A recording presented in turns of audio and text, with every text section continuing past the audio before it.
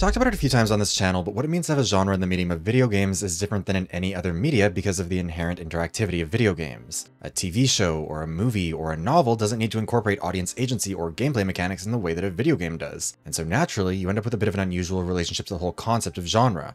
And one of the most interesting examples of that is actually with Timeloops and Roguelikes. Both genres have had a real moment over the last few years in particular, I would say, but what I find interesting is how these two genres relate to each other, to the medium more broadly, and the whole concept of narrative storytelling, especially because of a lot of similarities that they share. There's not really an academic sounding term for it that I can think of off the top of my head, but they're both built around that same sort of concept and vibe of making multiple attempts at solving a problem where you expect it to fail a few times in order to learn how to actually succeed, and where those repeated attempts are canonical within the game itself rather than just existing only for the player. Alternatively, you could describe them as canonically bashing your head against the wall until something works genres. Genres encompassing games where failure is effectively mandatory because you won't be given all the information necessary to succeed until you've gone all in on failure, and where the game itself acknowledges that aspect in-universe. In a roguelike, you might not know what kinds of enemies are in a dungeon until you've attempted it, so your first run might be a bit of an economy run just to play it safe. In a time loop, you might need to open a locked door in the morning with a password that you can only find in the afternoon, so you do the first loop to grab the password and then use it on the second. And while I really enjoy talking about genre in general, because I just think it's a fascinating concept in a lot of ways, it says a lot about us, the genres in question are really interesting ones to compare because, despite some fundamental similarities and conceit, there are also some irreconcilable differences that make them hard to blend together the way that genres often do, and that affect how they both blend with other genres as well. So that's what we're going to talk about today, how genres blend, and what the nature of both time loops and roguelikes can tell us about genre as a concept, starting with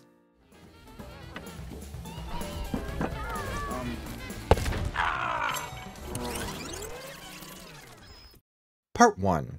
Loops and runs. If we're going to discuss how these blend, we need to start out by explaining what we're actually talking about. For the uninitiated, roguelikes and their sisters roguelites are both named in reference to their progenitor, Rogue. Rogue is a game from 1980 where you'd start out at the top floor of a dungeon and attempt to proceed through it level by level, but with two key features that, in combination, can help to kickstart a new genre. The first is that characters could permanently die, forcing you to restart from the beginning with a new character and none of your gear or other progress. And the second was that levels, enemies, and items were all procedurally generated for each run as opposed to being pre-planned. That procedural generation is like really fundamental to roguelikes more than anything else, I would argue. But from here, you get roguelikes and roguelites, and the debate about what counts as what has been going on for a while now.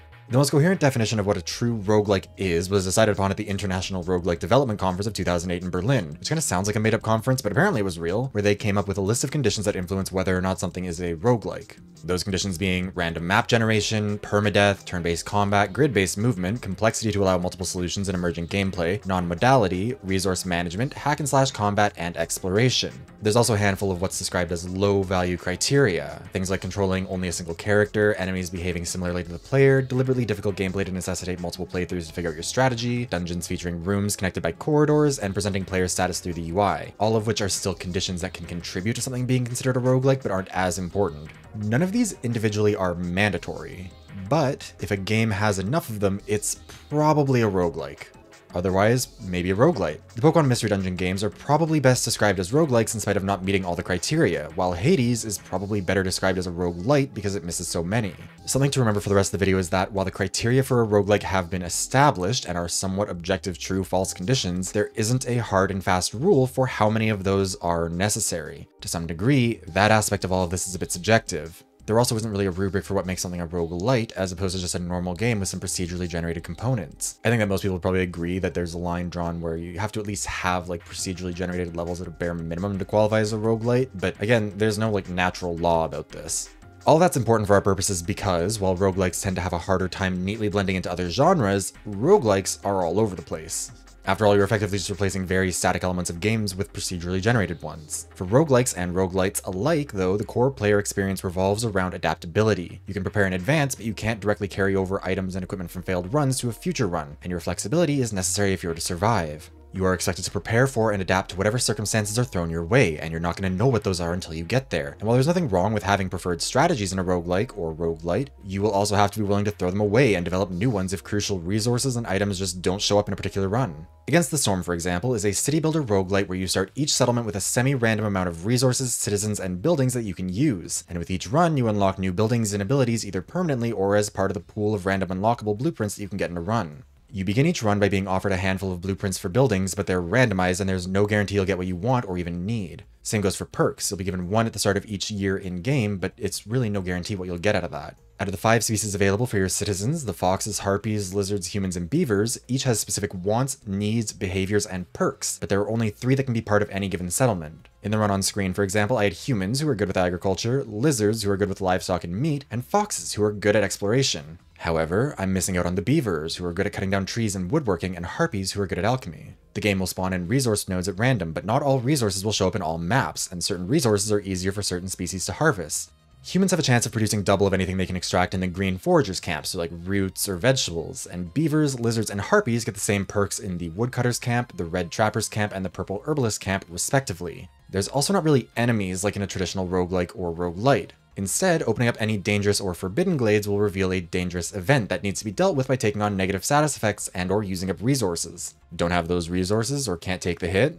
Better figure it out quick or you're going to get an even bigger penalty. Whenever you're trying to produce something like fabric or bricks, which are essential building materials for a lot of other things, you also have multiple options for doing so. Fabric can be produced with plant fiber, reeds, and leather, and you can set your workstation to use whichever one you have access to. Bricks, meanwhile, can be produced with rocks or clay, but clay can also be used to produce pottery, which can be used as a container for ale or wine, which are important luxury resources. So maybe saving your clay is a better call. Then again, you could use your clay for bricks and then use some leather and meat to produce leather skins instead, provided you don't need your leather for fabric. Now just imagine this expanding out to a few dozen different buildings that all function like this with interchangeable components, and imagine that you're also trying to complete a dozen or so orders to make the queen happy enough that she doesn't cancel the settlement on Twitter. However, I feel like we've talked a little bit too much about roguelikes and roguelites. We probably need to get onto time loops as well. While roguelikes are a genre that inherently require the medium to be interactive to some degree, I mean, you can't exactly do procedurally generated dungeons in a movie unless you're making a separate movie for every individual person who watches it each time they watch it, time loops really don't. A time loop narrative is one where someone, or occasionally a group of someones, is forced to relive the same period of time on a loop, generally with the goal of eventually ending the loop and restoring linear time. Something like Groundhog Day is probably the most mainstream piece of media with a straightforward time loop narrative. Phil Connors wakes up on February 2nd, goes to sleep on February 2nd, and then wakes up again on February 2nd armed with the knowledge, skills, and everything else that he built the previous loop collecting. But he can't keep any resources like money or physical changes like muscle growth. In gaming, time loops are a somewhat complicated concept because video games themselves are kinda inherently time loops on a meta level. As mentioned in Polygon's video, time loops are a weird genre for an anxious time. All video games are implicitly time loops. Time isn't linear, and as a player, you die 1,000 casual deaths without any of the intensity which squeezes out life. Time loop games are time loop games because they make that cycle explicit. The main character knows time isn't linear, that they can die 1,000 casual deaths and pop right back up at their last save state. In general, every time you die in a video game, you return to your previous save point and get to go forward once again armed with new knowledge and strategies, but not your old gear. Thus, it's important to make a few distinctions here. If a narrative is to be a time loop narrative, there has to be at least somebody in universe who's stuck in the time loop, is aware that that's what's happening to them, or at least is discovering that it's what's happening to them, and is able to maintain some memories or all of their memories throughout the loops. Skyrim, for example, is not a time loop, because narratively speaking, the Dragonborn has no knowledge of what happened when he got murked by the entire town's guards for stealing an apple. The player does, but the Dragonborn himself does not. Something like Dark Souls is probably the closest a game can come to being a time loop mechanically, or at least in theory, without actually being one. I think. Gun to my head, I don't know nearly enough about Dark Souls to talk about its lore at all, and I'm sure that there's a lore YouTuber out there who can make the argument that they do involve time loops in some way, because no one really knows what's going on with Dark Souls lore anyways. But for now, we'll take it at face value. Failure does result in going back to a previous checkpoint with all enemies reset as if you were going back in time, but you do still have a permanent change from one run to the next. You'll lose resources, and enemies will also reset if you advance past them and go to a new checkpoint, and there are still permanent consequences from your actions that persist from checkpoint to checkpoint and death to death. For something to be a time loop, the consequences of your actions generally need to be permanent throughout that loop, but only throughout that loop. An enemy shouldn't respawn after you've killed them. They should remain dead until the loop restarts. Dark Souls still treats time as being linear throughout the game for the protagonist, similar to how Hades treats Zagreus. Death sends you back to somewhere you can be revived, but not some time that you were previously alive. Zero Escape, by contrast, isn't really presented as a time loop, but is one. We'll try to avoid too many spoilers here, but each of the Zero Escape games involves at least one character who's able to go down one branching narrative, experience something, and then return to a previous point in the narrative with that memory, which is basically just a time loop but presented with branching paths instead of treated like a straightforward loop. An obvious example of this happens in Zero Escape Virtue's Last Reward, where the players are introduced to the concept of the ambidex game, which is basically just the prisoner's dilemma. This is kind of a spoiler for the game, so skip ahead a little bit if you don't want to hear that, but it's a pretty early game spoiler, and also it's not really a big spoiler, don't worry. If you teamed up with Alice in the first escape room, you had to choose whether to ally with her or betray her. In my first playthrough, I voted to betray because fuck Alice for reasons related to 999, it's complicated.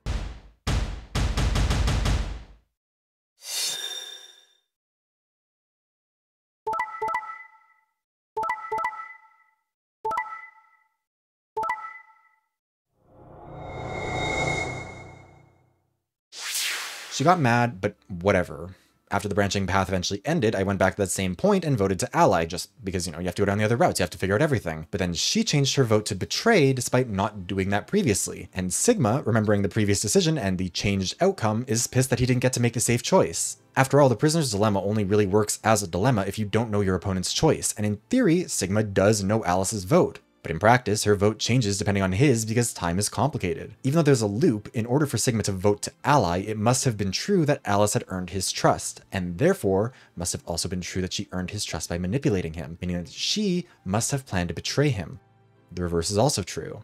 If Alice votes to ally, then it means Sigma pulled off the manipulation and always intended to betray her. Since Sigma is the only one who can change their actions consciously from loop to loop, he gets to decide which of those two things is true. By voting betray, he locks in the version of Alice who he tricked, and by voting ally, he locks in the version of Alice who tricked him. It's a Schrodinger's cat situation. Once Alice enters the voting booth, she's alone, and she exists in a state of both trusting and manipulating Sigma, and only by observing her through voting one way or another does it become clear which is true.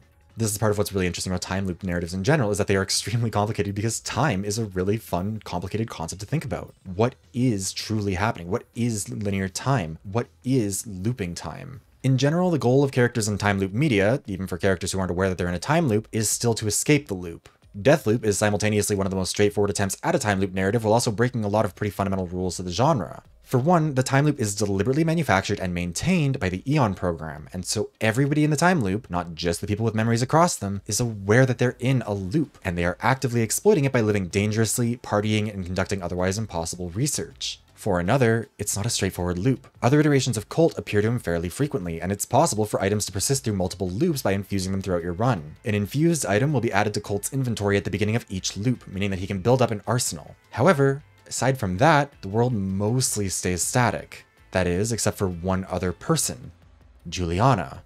Juliana is your antagonist. I think that's probably the most accurate way to describe her. It's complicated, there's a lot going on. Anyways, she's the one rallying the troops of Blackreef to stop you from breaking the loop at the beginning of each day, and just like you, she can remember previous loops. In fact, she remembers more of them than you do. Colt's goal is to break the loop by killing all 8 of Aeon's visionaries before midnight. Failing to do so, or dying during the day, sets the loop back to the very beginning and you just have to try again. So, now that we're all hopefully on the same page about the broad strokes of the genres in question, let's move on to...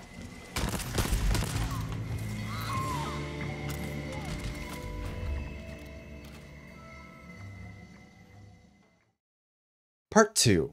The differences. The most obvious difference is that in a roguelike, time is still passing linearly. It's a run, not a loop. Death does not bring you back to a previous point in time. If Zagreus dies, he returns to his home and is forced to venture out once again. Other characters progress forward in time with him as well and will remember the events of previous runs. In Pokemon Mystery Dungeon, you will always return to your base camp, sleep, and wake up the next day regardless of whether or not you succeeded in your run, and sometimes the narrative will progress regardless of success or failure based on the amount of time that's passed. A lot of times in those games, you need to specifically just spend a few days doing random things before the narrative can progress at all. Time passing is necessary, it's a core part of the narrative. In a time loop, time is obviously not linear, because it's a loop, not a run, and this narratively means there are really no consequences to your actions once the loop begins. In Zero Escape, you can fuck up and get everyone killed, but your character will just return to a previous point in the narrative in a way that I know sounds like I'm describing the act of loading a save file, but I promise it's different. I just can't really explain it because of spoilers. If you've played the games, you know. If you haven't, go play 999 and Virtue's Last Reward and you'll understand it pretty quickly. Just don't bother with Zero Time Dilemma. In Deathloop, the only way to have permanent consequences is to break the loop in some way, either by infusing items to ensure that they persist throughout loops, invoking a Hades-style gradual progression from run to run, or by killing all 8 visionaries who maintain the loop, which will just end it outright. If you don't infuse any items, or you fail to kill every single visionary, you'll be sent back to the start of the day as if nothing happened. Another major difference is that a loop, by definition, cannot be random. The starting conditions of every loop in Deathloop, or the conditions at the beginning of every Zero Escape story segment, have to be identical, with divergences only occurring as a consequence of the interference of characters who exist beyond the time loop. Colt and Juliana, for example, are both able to call on knowledge from previous loops and so will act accordingly in Deathloop. They will not live the same day eternally. That doesn't apply to anyone else on the island for the most part. But that also doesn't mean they'll get everything right either. As in the example from before about Virtue's Last Reward, time can get messy, and it's really hard to predict the consequences of a decision when there's so many possible influences on the outcome. Roguelikes and roguelites of all kinds fundamentally don't function like this. Like, even if some levels remain relatively consistent, like the boss battle zones in games like Hades and Gunfire Reborn, the layout of the overall dungeon plus the distribution of items, resources, weapons, upgrades, and enemies will still generally change. In a time loop, the starting point must always be preserved across the loops, and everything that comes as a natural consequence of that starting point must too. Harriet Morris must always provide her sermon in Hangar 2 of Carl's Bay in the morning, and the Ninth Man must always blow himself up before Jinpei and the others decide to investigate either door 4 or 5. To put it another way, the difference can be explained as a time loop being like setting your playlist to repeat, while a roguelike is like setting it to shuffle. The time loop, if left alone, will always play the same songs in the same order at the same time, while the roguelike will mix up what songs play when. The similarity that they share is that the player or the listener, the person who controls the device, has the ability to mess with the order. Left to its own devices, the playlist will function as you set it up, but you can always skip that song that you wish you'd removed from the playlist because you don't really like it, but you're too lazy to delete it. That is the role of the player in both roguelikes and time loops. You are the one who hits play on the playlist. You are the one who gets to skip songs. As well, if you play every song on a shuffled playlist, it just ends. There is an endpoint because time is passing. But a looping playlist continues until someone does something to force it to stop. It's not a perfect analogy, I know that, but I hope you get what I'm saying here. Another major difference is that within the context of a roguelike, the characters aren't really addressing the fact that they're in a roguelike for the most part. I mean, they might remark on the labyrinthian dungeons they have to explore that always change, but the roguelike mechanics aren't usually something to address as part of the narrative. They're not a problem to solve, they're just a fact of life. There's just not really an antagonistic relationship between the player and the roguelike itself, because within the narrative of a roguelike game, it is just how life is. Your explorer team doesn't know why mystery dungeons are mystery dungeons, and Zagreus doesn't know why Hades is constantly changing aside from a handful of constants. That's just how it is, and at no point does it become part of their mission to figure out why that is the way it is, or put a stop to it. Defeating the roguelike isn't something a character is expected to do as part of their journey in one of those games. A time loop, by contrast, is usually something to overcome. A time loop is a break from normalcy that will repeat indefinitely, usually, until something is done to resolve the time loop's cause. In 12 minutes, you are stuck in a 12-minute time loop where you play as a man who learns that his wife is pregnant before a cop busts in to accuse her of murdering her father and then shooting and killing her. You loop through those same 12 minutes over and over and over again as the husband as you try and find a way to prove her innocence and stop her from getting shot. The Zero Escape franchise routinely toys with time loops and the resulting paradoxes that can come from them. A person might only be alive because a puzzle was solved in the future, allowing them to know the solution in the past. But since the person needed to be alive in order to create the conditions for the puzzle to be put in front of someone to be solved, you get a bit of a paradox. Since the puzzle was put in front of you, then they must have survived, but if you fail to solve the puzzle now, then they will have died, which will make this impossible. It's complicated, and that's part of what's fun. And if you fail to solve the puzzle in the future because of death or some other cause, you just go back to a different point in the time loop and get to try again. Deathloop plays the same day over and over as Colt tries to kill the visionaries of the Eon Project to end the time loop. But if he fails to do so, the day just starts again as if nothing happened. This plays on one of the similarities between time loops and roguelikes that I talked about earlier. Namely, the nature of bashing your head against the wall indefinitely to come up with a solution, and knowing that within the context of the game. It's because of that shared fundamental similarity that their impact on the narrative itself is so interesting. The existence of a time loop inherently injects a degree of tragedy and nihilism to a story because by its nature, it means that nothing you do means anything unless it's a success.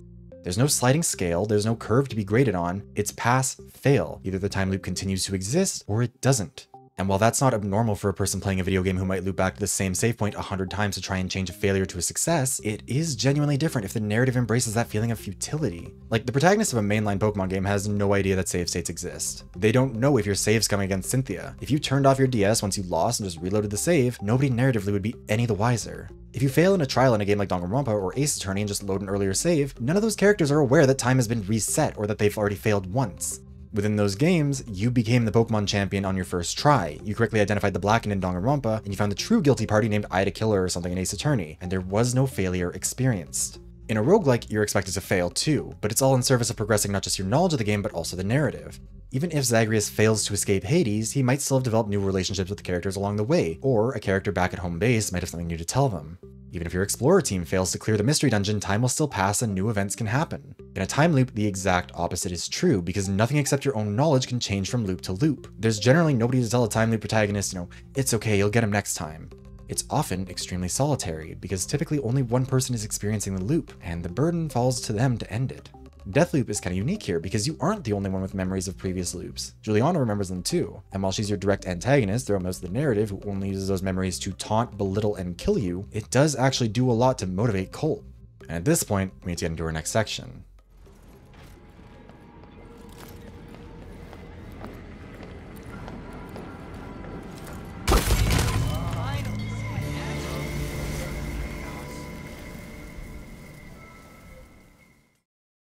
Part 3. The Blending. One of the things that makes roguelike such a difficult genre to define in terms of what a true roguelike is that the original Rogue was built in a different era, and so it's hard to draw the line between this is a fundamental, intentional aspect of Rogue that needs to be preserved for a roguelike, and this is a result of technical limitations or some other external variable that should not be mandatory to preserve for a roguelike. Like, okay, turn-based combat is considered one of the high-value criteria for a roguelike. But is Rogue a turn-based game because that was considered an integral part of the concept? Or is it a turn-based game because a real-time game where nothing is consistent and everything is changing would be a fucking nightmare to try and play when computers had less RAM than the average dishwasher in 2024, and the game itself was entirely based on ASCII characters? If Rogue was being made today, is it not entirely plausible that it might have looked more like Hades than Pokemon Mystery Dungeon? Part of why roguelikes and roguelites often get clumped together in casual conversation is because different people tend to identify different things with being core to the roguelike concept and don't really feel like making the distinction. The randomness, specifically as procedural generation, the necessity of adaptability, that sort of thing, those are the important bits, and it's not about specific elements of that as much as it's about an overall vibe. Trying to define a roguelike in a way that includes every roguelike while excluding everything that's either a roguelite or just not rogue adjacent really at all is like trying to define a chair in a way that includes every chair but excludes everything else. It's functionally impossible because it turns out that not only is it kind of vibes based, but a lot of the things that made Rogue good to people in 1980 are also just a part of modern game design in 2024. It really bears repeating that video games are still an extremely new medium, and new genres are emerging all the time. Like think of Souls-likes or Metroidvanias, and as a result, we haven't really locked in how we handle this stuff. And that's especially true with stuff like Rogue because it was such an early entry. Like, commercial video games were less than a decade old when Rogue was published. It's like if Le Voyage dans la Lune was like a genre of film. Apologies for my French, we'll go with English. How do we define a trip to the moon-like genre to include everything that is fundamental to a trip to the moon, but not anything else? For how long would that even be a useful genre to have? There's a period of time where it felt like everything under the sun was being called a Souls-like, or was being described as the dark souls of its genre, as if those are interchangeable terms, which they aren't, because the colloquial understanding of it morphed from something very specific, referencing specific conventions, to just meaning this game is really hard. And yet, even when people were using it wrong, they were still referring to a specific type of difficulty. Nobody's gonna call any of those old, impossibly hard arcade games that were ported to home consoles Souls-likes just because of their difficulty, because advances in technology allow FromSoft games to be difficult in ways that would have frankly been impossible in the NES, and most people still recognize the difference between typical hardness and Souls-like hardness. Roguelikes, by contrast, are even more prone to being overgeneralized or oversimplified because of their inherent variability, making it hard to identify specific essential components. Rogue, unlike Metroid, Castlevania, Demon's Souls, Dark Souls, whatever, is built around controlled randomness, and the balance between static and variable components, what is allowed to be controlled and what is allowed to be random, is a complicated one. For example, floor layouts should not be static for the most part, but the number of floors usually should be. Part of the fundamental nature of a roguelike is that the experience changes from run to run in very particular ways, whereas Metroidvanias and Souls-likes are both built more broadly around consistency. The route from point A to point B is defined and pretty static at the core, even if there is room for variations, like enemies choosing different attacks or something, and you will generally be fighting the same enemies in the same locations each time. In a roguelike, the only consistency is that there is a point A and a point B, but the route from A to B is by design, not consistent. It's like trying to define the necessary components of a Thanksgiving dinner versus trying to do the same for a potluck. A Thanksgiving dinner might have some variation from household to household and year to year, but the average person who celebrates the holiday will expect staples like turkey, potatoes, corn, mashed potatoes, etc. if they're invited to Thanksgiving dinner. Whereas a potluck dinner is inherently defined by not having consistent food because everyone gets to bring whatever they want. There might be some classic options that show up more often than others, but the whole point is for people to be allowed to bring whatever they want. The randomness is the consistency, and yet despite a potluck dinner not really meaning anything specific in terms of what food is present, it does still mean something specific about the nature of the dinner you're going to be having as a whole. In contrast, a time loop is theoretically a pretty open-ended genre, but in reality it ends up being pretty inherently limited. I mean, not mechanically. You can have a time loop narrative in basically any genre in terms of gameplay mechanics, from first-person shooters to dungeon crawlers to SRPGs to JRPGs to RPGs in general. However, narratively, time loops are bound by the need to address the loop, because the resumption of linear time is necessary for there to really be a conclusion. There's not an end to a circle. Which is why this is a genre that's actually really well suited to video games, because you can make the audience actually experience the loop. It's one thing to watch Groundhog Day and understand that the character has been experiencing day after day after day of the same day for decades, but in a video game, you will have to be the one taking actions throughout the loop. You are experiencing loop after loop after loop. It makes it actually work a lot better because the process of defeating the time loop advances at your pace. In Deathloop, you're the one deciding where to go, what to do when you're there, and what you'll do next. 12 Minutes is a story that wouldn't work the same way if you weren't the one trying to figure out what happened, because you get the actual experience of the futility and the terror, the sadness of knowing that it won't end until you succeed, and you won't succeed for a while, if ever. Whereas you know in your heart that a movie will probably only last a couple hours at most and will inevitably result in the character succeeding, so it's a lot easier to not fall into despair. Regardless of the narrative genre you want to work with, comedy, drama, tragedy, romance, whatever, the narrative is going to have to be built around that time loop and the impact it's having on the characters and the story. You bear the burden of failing to save the day, and nobody will ever know that you even tried unless you succeed. You will have to watch your wife die again and again and again until you can figure out how to save her in 12 minutes. And depending on the specific events within a given time loop narrative, I don't think it's that hard to argue that a lot of these games have an inevitable component of mild psychological horror. Like, watching a loved one be killed and resurrected 5 times an hour, every hour, forever, is something that I would argue would probably fuck with you pretty bad. With a roguelike or roguelite, the narrative genre can be basically anything, and it doesn't have to consciously incorporate the essential elements of a roguelike in it. So long as there are procedurally generated dungeons and all that stuff, you could tell a romance or a comedy or an action story, and it wouldn't need to be built specifically around the roguelike. Like, okay, Fire Emblem Three Houses could have been a roguelike or roguelite and just replaced the fights with mystery dungeons or whatever along with some, static boss fights without really having to change anything about how the narrative actually progressed. But it couldn't have become a time loop without having to change the narrative to accommodate the loops. However, if you were willing to change the narrative to accommodate the loops, then you could keep the core gameplay basically the same. And this is part of what makes video games so interesting as a medium. Genres can blend in ways that couldn't possibly happen in a non-interactive medium, but they also end up at odds in unique ways. You can tell basically any kind of story with a roguelike or roguelite game, but you have to be careful about the mechanical elements to make sure you don't steer too far away from the mechanics of a roguelike. In contrast, the types of stories you can tell in a time loop are a lot more limited and have to be built to accommodate the loop, but you can incorporate nearly any type of gameplay genre into the time loop narrative if you want to and if you put in the effort. Time loops and roguelike/roguelite games obviously share a lot in common, and it's not like they don't occasionally borrow mechanics or ideas from one another or from gaming as a whole. But despite roguelikes being more of a mechanically defined genre and time loops being a more narratively defined genre, it's a real challenge to combine the two. A time loop is defined by its consistency from loop to loop, and a roguelike is defined by its variability from run to run. And that brings up an interesting question about what genre means in games and in general.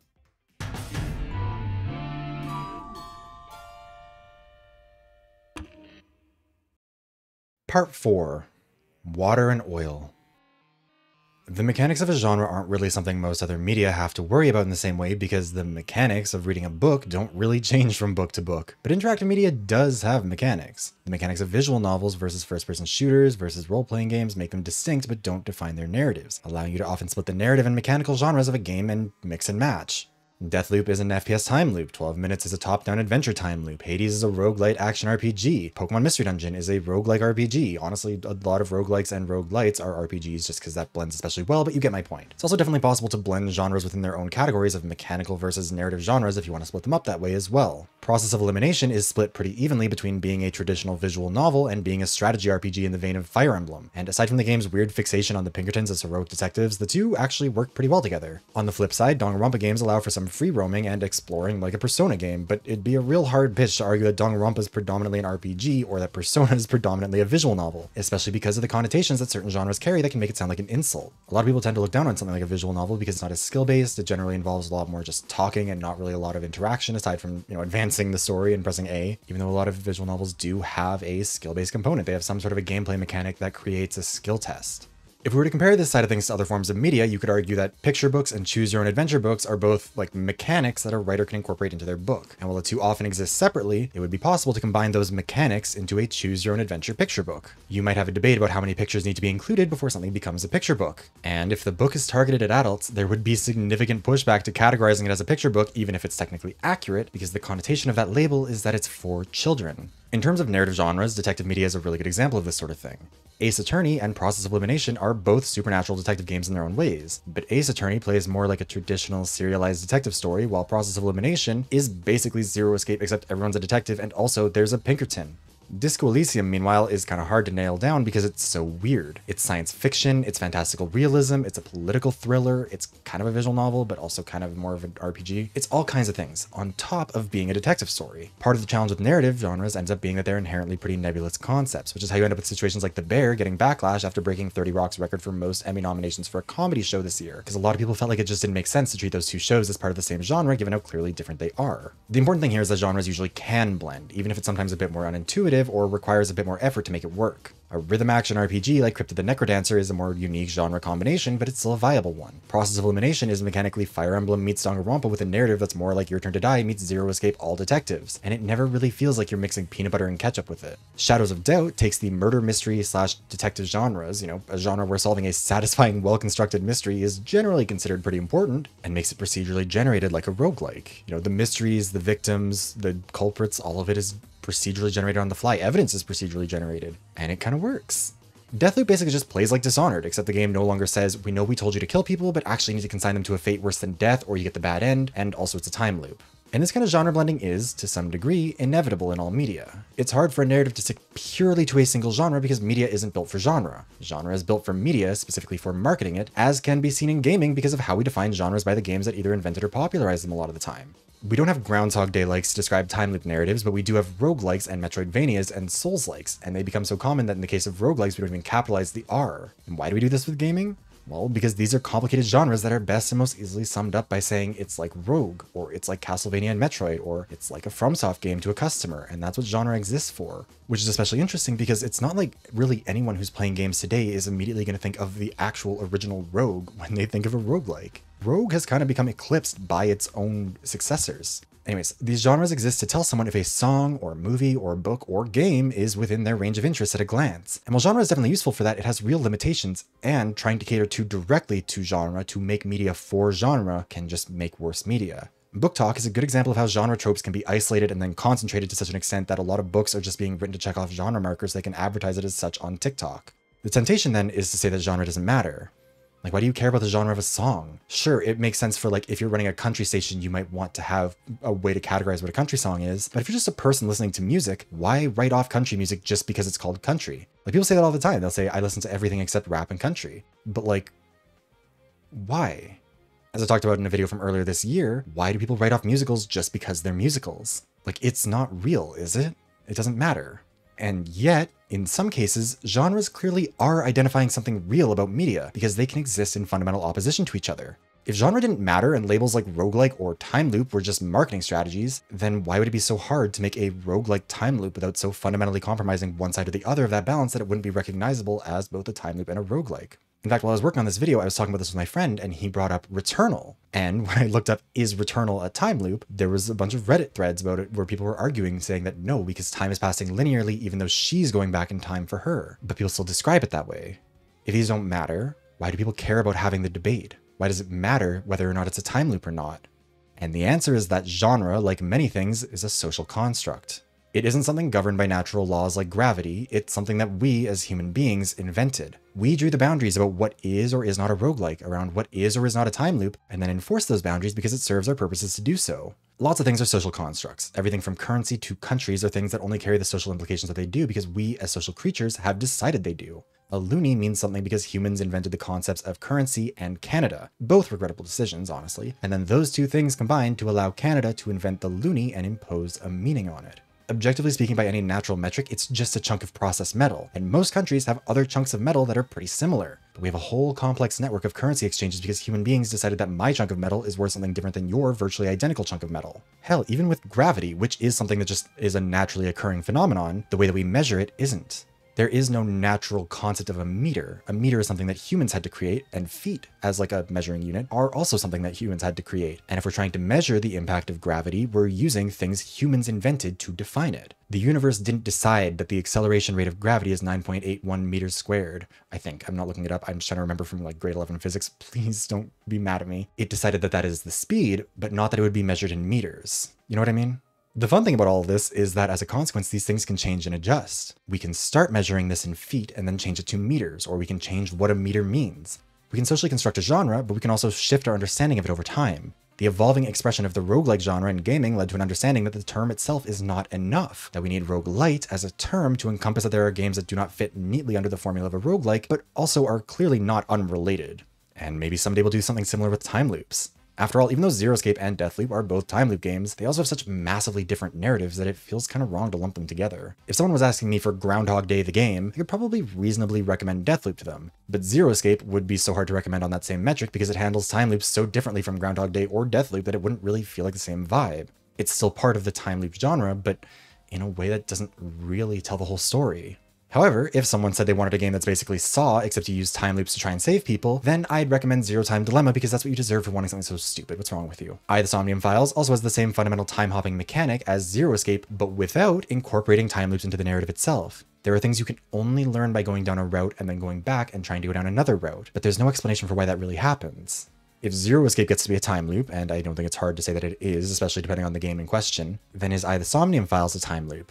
Is it a time loop light? A time light? What defines a true time loop? The Wikipedia page for time loops, and I'd call it an appeal to authority or appeal to Wikipedia or whatever, it lists Strange Life of Ivan Osikin as one of the earliest time loops. But like, it's not really a time loop, is it? It's not a loop because Osikin only gets sent back in time once. He's returned to his 14-year-old self with all his memories of the future, and he doesn't repeat it indefinitely. He only does that loop once. It's not a loop, it's a loop-to-loop. And yet, many of the core narrative themes of time loops are present. The futility of the second chance, of being the only one who knows what's about to happen but being powerless to change it, and the feeling that it all rests on you to change what's already happened. Does it really count in the context of what we'd consider a time loop? Something like Returnal feels like it's got to be at least time loop adjacent, but also can't be a real time loop because time seemingly continues to move forward for everyone except for the main character. So where does that fall? Hell, is Deathloop itself even a true time loop?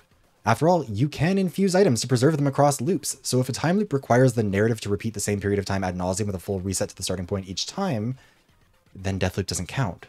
Part of what makes a time loop compelling is that your decisions in one loop don't matter in the next, and that you're starting from scratch each time, armed only with the knowledge you've gained from your previous attempt. And even if it's only in a very specific way and under very specific conditions, Deathloop allowing you to preserve gear and change the starting point to some degree is a massive deviation from a true time loop narrative. Deathloop also has a deliberately manufactured time loop, and there are at least two entities that can explicitly remember things across all loops, Colt and Juliana. Everyone else in the time loop is aware that it's a time loop as well though, and aside from Colt, they're all actively committed to preserving it and stopping him. In fact, on that note, everyone also not only knows what's causing the time loop, but how to end it. Which is totally at odds with how most time loops work, where identifying the cause of, solution to, and sometimes even the existence of the time loop is usually a pretty huge part of the plot. Within the narrative of the game itself, Colt sometimes forgets what happened in previous loops and kind of starts from scratch, but even starting from scratch means that he still figures out that he's in a loop, that he has to destroy it, and how to do so pretty quickly, often aided by past versions of himself.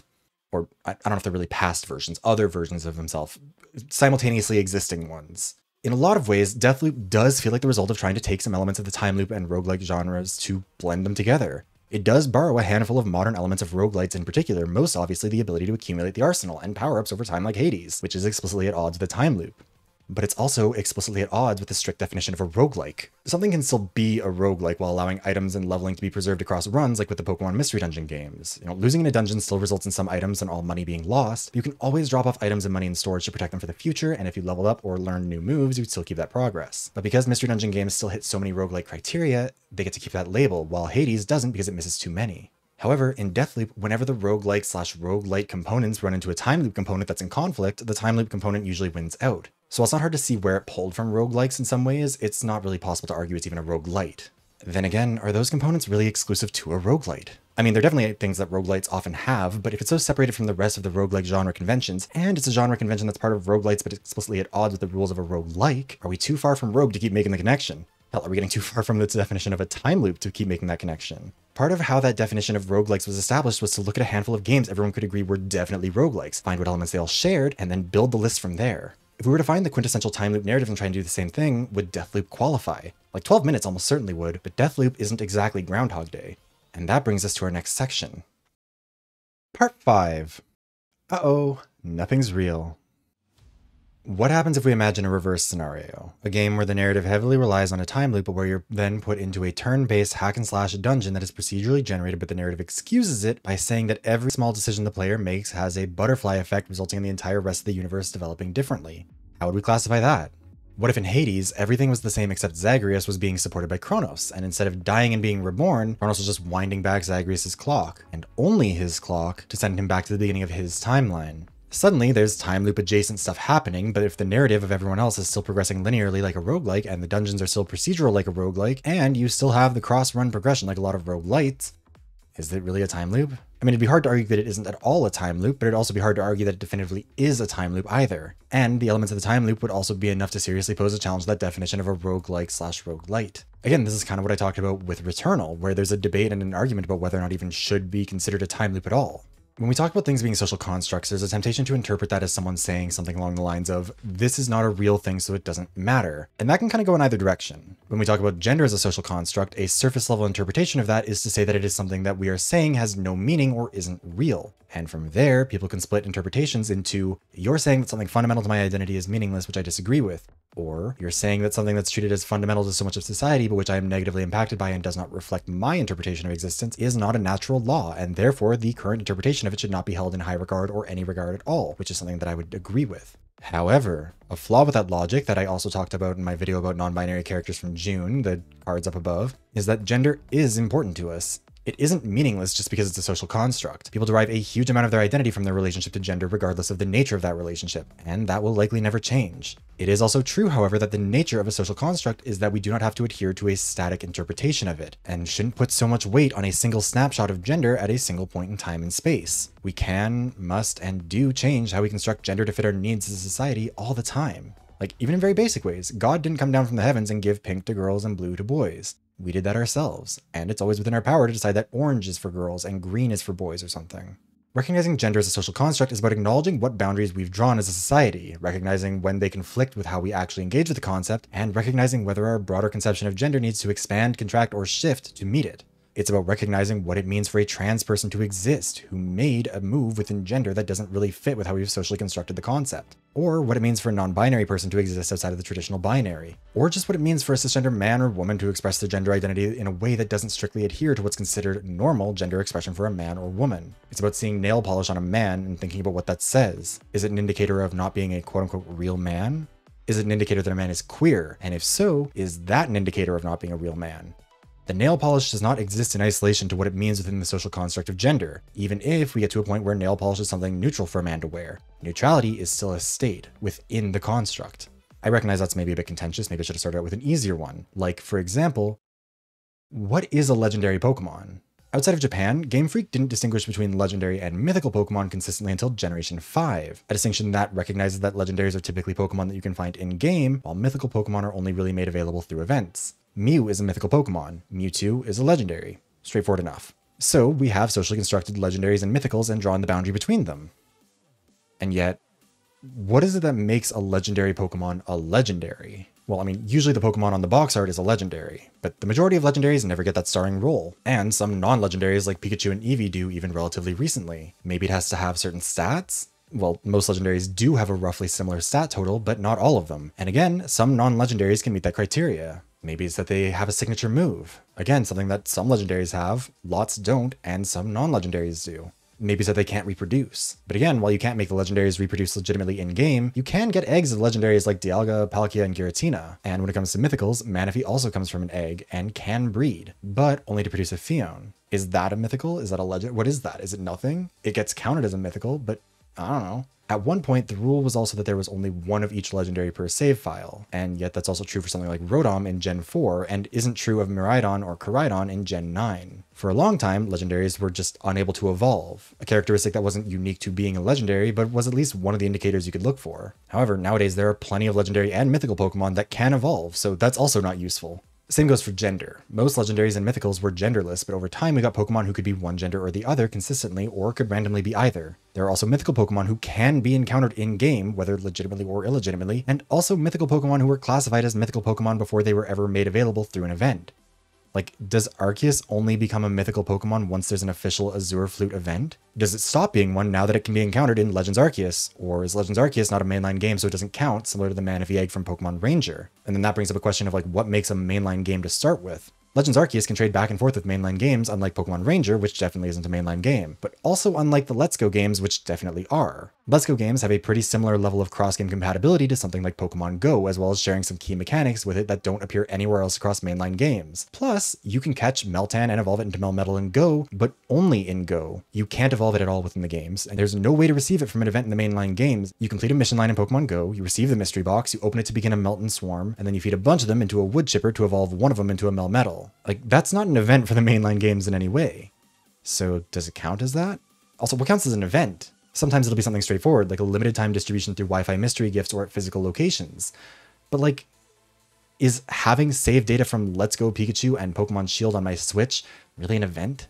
Because it gets you Mew and Jirachi in Brilliant Diamond Shining Pearl, which are mythical Pokemon, but like, what constitutes an event? Is completing an in-game objective in a side game an event, whether that's the Manaphy Egg or something like Meltan and Melmetal? And that's before even getting into stuff like Ultra Beasts, which aren't legendaries or mythicals, but they're a whole own category because they're not real Pokemon or something. I don't know. I didn't play those games. I'll be real with you. That was in that middle period where I was like too old for Pokemon in my head, but also hadn't gotten old enough that I wanted to revisit it, you know? And yet, in spite of all of that, there's still an understanding of what is and is not a legendary. It's a totally socially constructed identity because the context it exists in is wholly constructed by human beings. The Pokemon world and all of its natural laws and logical conventions were invented by human beings. So human beings get to decide what the rules are, whether it's Game Freak or the community. There's no natural law stating that Cosmog gets to be a legendary despite being well below the 600 base stats standard for most legendaries, while Tyranitar doesn't get to be one.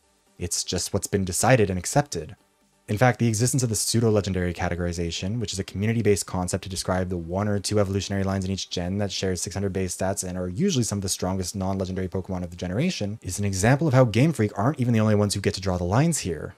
Game Freak has socially constructed the concept of a legendary Pokemon and has continued to change it over time, but the community has also played a role in this. There are objective stats used to determine who fits the definition of a pseudo-legendary, and you can't just claim a Pokemon is one and have it automatically be true. But the decision to say that all Pokemon who share these objective characteristics should be grouped together based on these objective characteristics isn't objective either. There's no mandate from heaven to create the pseudo-legendary category, and those Pokemon would continue existing even if the concept of a pseudo-legendary didn't. Tangent aside, when we say something is socially constructed, all it means is that it's something that we, as a society, have constructed. Part of what makes social constructs challenging is that they exist in the context of all in which we live and all that came before us, but they cannot accommodate all that we have not yet experienced. Rogue was not made with the intention of inventing a new genre, and the people who initially used the term roguelikes weren't doing so with any idea that it would eventually become a Wikipedia page that would have to explain the specific rules established in a roguelike conference decades later. However, over time, as the medium of gaming advanced and the social construct of the roguelike was being pulled in too many directions to maintain its usefulness without a clear definition, it became necessary to reevaluate and explore what made a roguelike a roguelike. When we talk about time loops, it's entirely possible that we're in that stage where we're using the term to cover an increasingly broad genre that, soon, might start to fail to fulfill the purpose of being a genre by covering too many disparate experiences and narratives, and so will need to be split. The nature of genres is to blend and mix and split because, as social constructs, their primary purpose is to help us understand which pieces of media are similar and in which ways. They exist as shorthand for a collection of traits that individually are typically not mandatory, but collectively form something that can effectively be communicated to the masses as being part of one collection of similar media or another. The more they blend, and the more they split, and the more they divide and change, however, the less useful it is to stick to the old constructs, and the more necessary it becomes to reevaluate them to see if there's something we can do to update them to keep them useful. Do we need to broaden the definition of a roguelike to fit Hades? Do we need to narrow it to exclude Mystery Dungeon? What's the range of distance something can be from Rogue where it's too far away to be a roguelike but close enough to be a roguelite? Is it useful to stick to such an essentialist framing of roguelike that excludes so many of the games that the average person currently colloquially identifies with the roguelike genre? Would it have been better to just embrace a broader definition of roguelikes to begin with? Is the problem not the genre as a whole, but using Rogue specifically, a game that's nearly half a century old and that almost nobody watching this video, or playing, or even making modern roguelikes has ever played, as the basis for the discussion? When it comes to the question of how genres blend, it's kind of impossible to answer because it's framing the question wrong. Genres don't do anything. They're not sentient concepts. We blend genres, and more importantly, we are the ones defining, identifying, and categorizing media into genres, and just deciding what a genre even is. Sometimes you end up with genres that are in pretty direct conflict like time loops and roguelikes because, in spite of so many clear similarities in terms of the experience, there's just not really a way to effectively blend them because their core concepts are in too much conflict. Recognizing that genre is not useful as a set of natural laws is crucial, because that view of genre is so rigid and reductive that it's incapable of keeping up with what humans need genre to be. But wholesale discarding the concept would also be a mistake. It's useful to be able to draw a clear line between these two genres that involve repeatedly bashing your head against the wall while you're trying to find a solution to a challenge where you're expected to learn from your failures for as long as it takes for you to eventually succeed and have that fact established in the canon, because time loops and roguelikes are such different experiences that we benefit from that line being drawn. And yet, maybe in the future that'll change. In fact, almost certainly it will. Maybe at some point we'll decide it's better to merge the two in some way. Maybe someone will figure out how to make oil and water mix. Maybe we'll decide that actually it's important to split them even further into more specific subgenres. Maybe instead of calling Hades a roguelite, we'd call it an action roguelike, or maybe instead of calling Zero Escape a time loop, we'd call it a time light. The important thing to remember is that at the end of the day, a social construct exists to serve a purpose, and that all of those things, the society, the construct that it builds, and the purpose the construct serves, are subject to change. We are a social species, and our greatest strength is our ability to build not only societies, but the invisible mechanics that keep them running. Losing sight of how much power we have to change how we perceive, recognize, categorize, and participate in the world, even just in the sense of discussing genres and media, is losing sight of how much is really under our control, rather than just an inevitability that must be accepted and accommodated, even if it stops being helpful.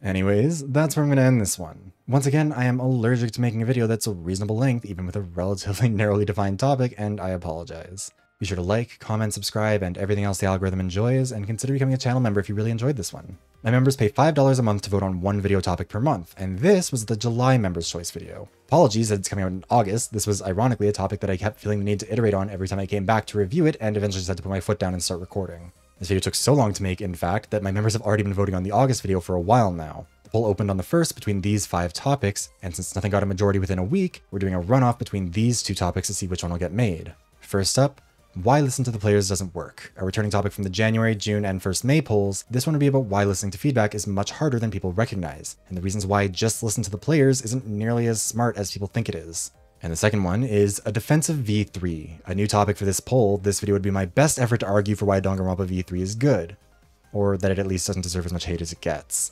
If you're a channel member, you can go to the description to find the link, or you can go to the community tab to vote. And if you're not a member but really want to vote for one of these topics, memberships are just $5 a month and play a big role in supporting the channel. The runoff is going to end on August 10th, so be sure to act fast. Lastly, thank you very much to all my channel members. MiniQ, Oles, Cage the Orc, Fish Toast, Alex Stone, Name of the Survivor, Destiny, Yoshi of the Wire, Catlover192, Sourdough, Aluma Riley, Cadence, Windex the Great, V, Deleathers, Gavost, Marsh Alice, Crimson Cyclo, Good Guy Luis, Ikri, Hallucigeno, MV, The Only Enigma, Hazmat Bad at Games, Mariah, and Amon Dadley. Whether you're a member, a subscriber, or you just clicked on this video out of curiosity, thank you very much for watching, and I hope I'll see you around again soon.